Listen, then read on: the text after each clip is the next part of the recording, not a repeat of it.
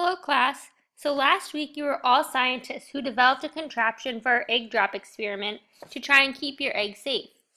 Some of your eggs survived, and sadly, some did not. If we wanted to do this experiment again, how would we know which structures survived and which ones did not?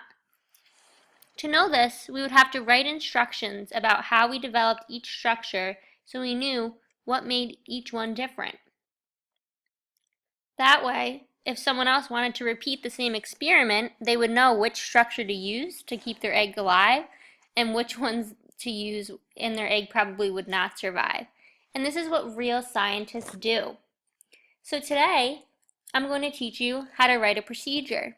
And a procedure is something that we just talked about. It's step-by-step instructions that scientists write to demonstrate how an experiment was conducted. And this is really useful in case a scientist wants to repeat the same experiment, or maybe you want to change something that you did, so you have to know what you did before you can change it, or maybe a different person or a different scientist wants to repeat the same experiment, and this allows it to be done the same exact way to see if the results are the same. So imagine that I want to write a procedure for something that I do every day, which is brushing my teeth. I could say that I take out my toothbrush, I brush my teeth, and I put my toothbrush away.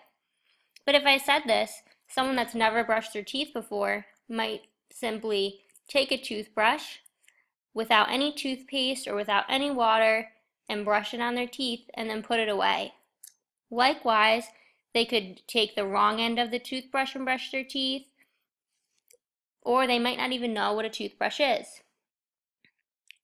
So a better example of this is if I were to tell someone the following steps.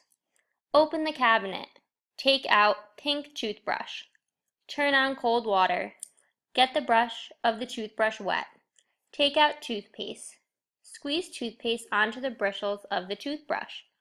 Using the bristles, spread toothpaste onto teeth. Brush for 2 minutes. Rinse toothbrush under water. Rinse mouth 2 times with a cup of water. Put toothbrush away. Close cabinet. Shut off water.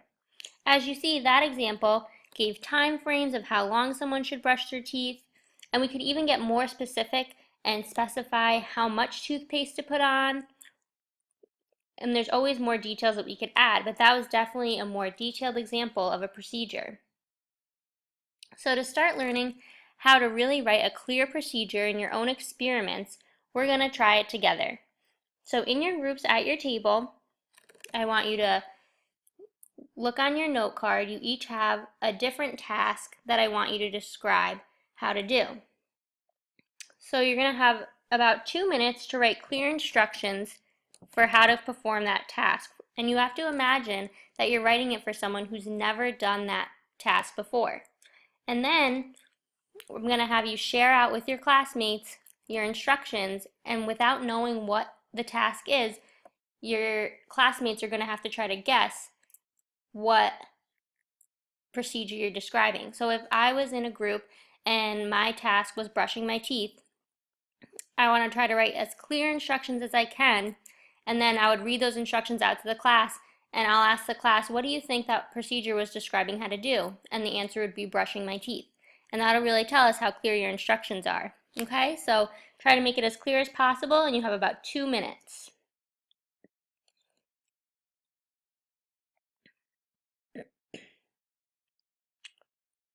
At this time, students would have about 2 minutes to complete the task and be actively engaged in it.